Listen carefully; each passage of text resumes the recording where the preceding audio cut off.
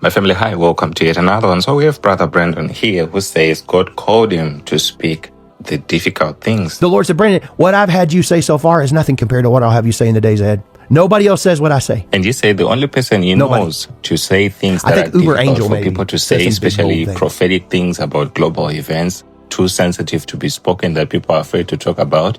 He said he only knows Prophet Uebert Angel. Nobody else says what I say. I think Uebert Angel says some big, bold things, but I don't know him that well. People can try to compete me. I guess he's a man in Africa or something. I don't know.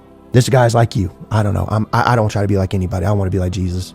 So I just felt that was beautiful. I felt it wasn't part of the prophecies that I'm going to share with you that he released, but I just felt it is nice, especially, with our platform, we promote unity in the body of Christ.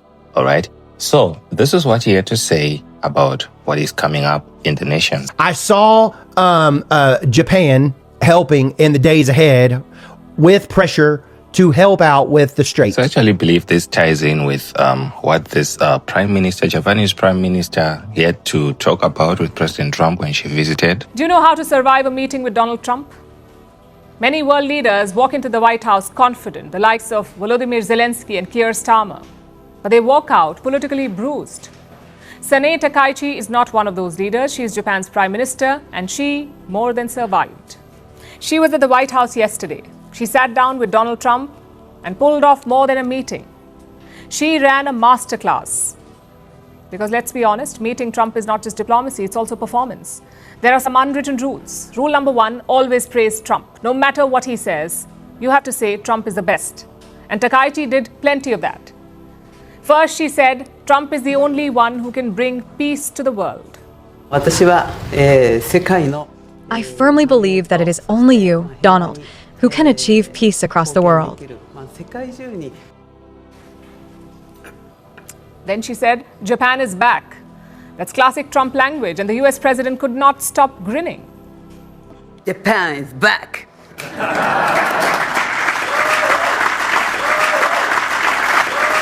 Rule number 2, add the personal touch. Takaichi did not just stick to geopolitics, she made it personal. She complimented Trump's son, she joked about his family, and this is something that appeals to him. Because with Trump, personal chemistry often matters more. If he likes you, the meeting flows. If he does not like you, everything is a challenge. Tomorrow is the birthday of your son, Mr. Barron Trump, and I know he has grown up so much into a very tall, good-looking gentleman. As I see you, Donald, it is very clear where he got it.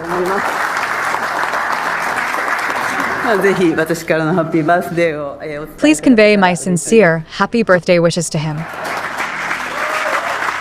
You could see him smiling there. Clearly, he was happy with that. She even laughed at the portrait of the Biden auto pen, the one that Trump has hung on his wall of fame.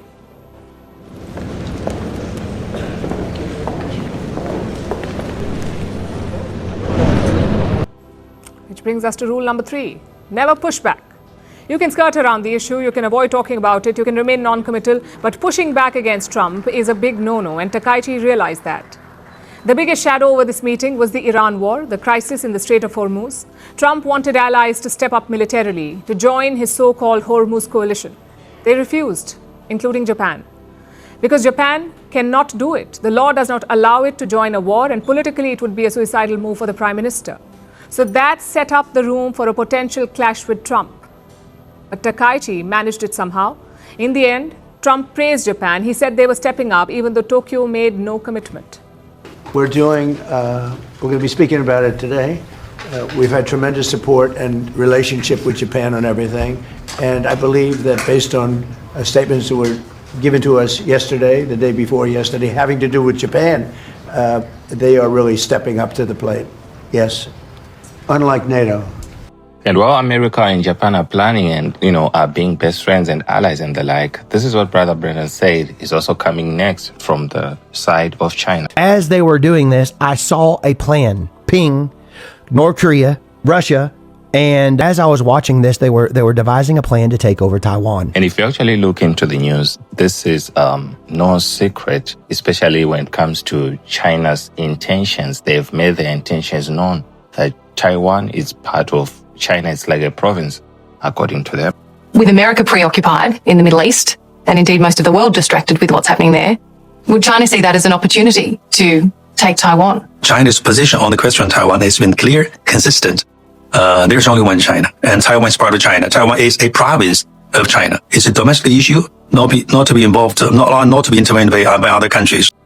And as I was watching them take over Taiwan... So here, Brother Brennan is actually saying that China will take over Taiwan. They will finally take it over. And he also talked about this plan against Trump. But as I was looking at Europe, I could see Macron. No peace without the Europeans. I want to be very clear. You can negotiate without the Europeans if you prefer, but it will not bring a peace at the table. And he was talking in meetings and concerning helping out with Trump, with the Strait, with this war that's going on with Iran. He said, he made his bed, now let him lie in it. And he was talking to the other nations with England and Italy and Germany and others. And I saw them talking to the Democratic Party to devise a plan of making Trump look foolish concerning midterms. How do we get him impeached? How do we get him overthrown concerning midterms in November? They would want the House and the Senate. And this was Agenda 2030 was the main push for a new global everything. And my family, concerning, this globalist agenda and all that, we've been sharing a whole lot of stuffs with you. You can go check out some of the videos we've put up about, what these people are planning, from Islamization, from, all these things that the former WEF leader, Klaus Schwab, came out to say, some horrendous stuff. Good morning, ladies and gentlemen. We are living in the transition to a new time, which will change everything. It will change how we communicate, how we work, how we live. In the agricultural age, the economy was mainly based on agricultural products.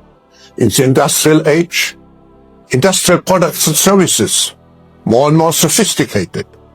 But now in this new age, the base will be knowledge, data, and intelligent insights. What does it mean for governments? Governments have to be enablers of this change at lightning speed. They have to provide the necessary infrastructure. And they have particularly to cooperate with business. Because this transition into this new intelligent age will only be mastered if all stakeholders of global society work together. What we have to expect, according to the research of my organization, is that 50% of jobs will be directly or indirectly affected already in the next 5 to 10 years by this revolution. So my family, that's why you see, a lot of Christian ministers who are discerning enough, who are that discerning. That's why you see they always say, pray for Trump and all that. It's not because the man is perfect or he does everything right, but it's because he is the main stumbling block to all these things being implemented. So he's actually delaying all these things. That's why God put him in there. Trump was in the road as a log in the road concerning Agenda 2030. But they wanted to remove the log so that they could push their agenda. And when it comes to this issue of the Strait of Hormuz, this is what Brother Brandon had to say. President Trump came out and he gave an ultimatum, a 48-hour ultimatum to Iran. President Trump with a new deadline to open the Strait of Hormuz, but Iran is defiant, promising to retaliate and escalating the attacks against Israel. The dramatic images coming in tonight from across the region. ABC's Tom Sufi-Burridge reports from Jerusalem. Tonight, President Trump giving Iran a 48-hour ultimatum amid escalating Iranian attacks on Israel. Writing on Truth Social, Trump warning Iran, if it doesn't fully open without threat the Strait of Hormuz within 48 hours, the US will hit and obliterate their various power plants, starting with the biggest one first. It seems we are at an inflection point because the president has put a very precise day and time at when the strait needs to be open. And if it's not open, the threat is to take out the electrical grid within Iran. That kind of threat probably has to be met if the Iranians don't agree to open the strait. It comes after the US orders thousands more Marines and sailors on board amphibious landing ships to the region. The Marines themselves don't have the ability to clear the strait. What you need to clear the strait is the ability to take out all the coastal defenses, to include the fast boats that the Iranians use to attack shipping. And as the president threatens a major escalation, Iran ramping up attacks on Israel. Dramatic video showing an Iranian ballistic missile slamming into the city of Dimona in southern Israel. Nearby soon after, a second Iranian direct strike in the city of Arad. Both missiles breaching Israel's high-tech, multi-layered air defenses, and both hitting residential districts. Look at the way the blast ripped away the facade of that building. The missile hit here, right in amongst these residential blocks. We're told dozens of people, families were inside at the time. This could have been much worse. Those two attacks happening near to a nuclear research center linked to Israel's undeclared nuclear weapons program. Israeli officials saying more than 120 injured in multiple Iranian strikes in the past 24 hours. And tonight, Pope Leo yet again urging a ceasefire, calling the war scandal to the whole human family. Trump has said in the next 48 hours, if you do not open up the strait, we will attack all your facilities, electric, natural gas, all of it. We're going to eradicate you. And I told you what the Spirit of the Lord said. By the time this is over, they will be put back into the Stone Age. I saw great war breaking out with Israel and Iran in the days ahead. And I told you back in January that I saw an American missile striking a mountain that was an underground city. And Iran set all kinds of deterrents trying to stop this missile. It was a very powerful one. When Israel does this, I saw that they set Iran back financially, nuclearly, everything. I heard the Spirit of the Lord say they put them back in the Stone Age. With electric, with their infrastructure, and with all of their stuff, they will be put back into the Stone Age. But it will be a wound that will not be fatal because they will participate in Ezekiel 38 and 39 in the days ahead. This is all biblical. But what did the Lord say all this was happening that Donald Trump would be? That he would liberate the people of Iran so that they could have a major revival from a dictatorship. And my family, as he has always been saying, he keeps on saying it, pray for President Trump and also pray for Bibi Netanyahu. And he said, I'm going to liberate Cuba. I'm going to liberate Venezuela. And he said, and I personally will take care of North Korea. I want the peace of Jerusalem. But when I tell you I see something dark behind somebody and I see their life is in danger, and the Lord specifically says there's something concerning this man, I'm not knocking the man. I pray for him. I'm not trying to stir up nothing. I'm telling you that you need to pray for him because I said his life is in danger. And I truly believe, still to this day, his life is in danger. And what I say, Mossad, I saw Bennett coming back. So I pray for his protection. I pray for Bibi's protection. I pray for Trump's protection. Because I saw the plan for an eye for an eye. When did I see this? This time last year. And concerning, things that have to do with President Trump, there's also a video I saw, from this prophet from Ghana. A young prophet, not young compared to me, maybe younger than him or we're the same age, but, a young prophet compared to all these prophetic voices that we know. And he came out to say that an attack is going to happen to someone very, very close to President Trump. As the Lord lives. So these are the two major things I want to talk about. Our presidential assassin. Me, I know who it is.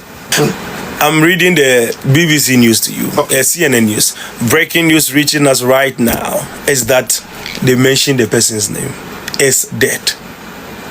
12 o'clock in the afternoon in the White House is dead. 12 o'clock in the afternoon. Now let me break it down to you. There is an attempt on the president's life, but then it will not work. Oh, White House. Mm-hmm. Okay. But then someone else will die in his stead. Okay. So is broad day news. The war is coming. I told you in last year, war is coming to America. war is coming to the main angle. So they target the president, they didn't get the president, they got someone very, very important, very, very crucial.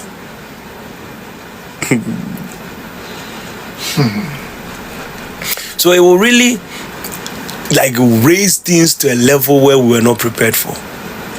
Until the World War III is beginning. Yeah. So we are already inside. We are already in the World War III. Just that it has not really reached where, it's not what we think it is, as I always explain to you. And one day now, the whole world has ended. No. It's a process.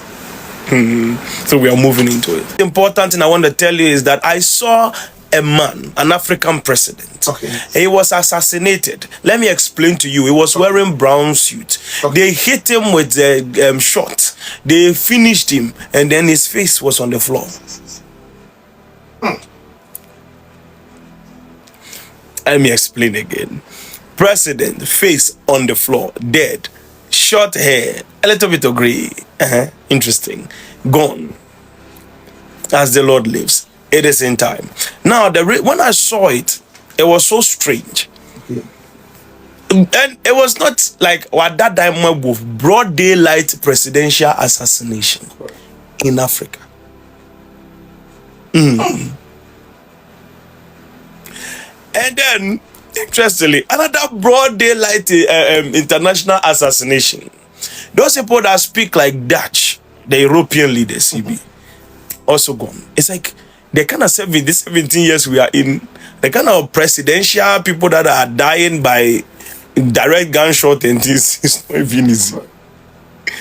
So security increase.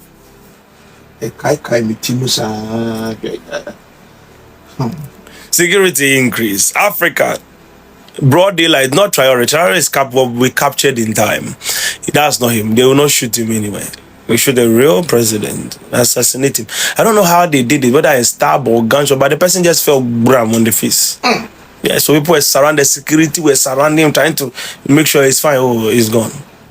So we actually need to pray. I just felt this was something very, very important to share with you. So my family, if I have any other update, I would do so. I believe there are 2 more or 1 more video that is actually coming up. So do stay tuned. Meet you in the next one as always. Like, share, comment, and subscribe. God bless you.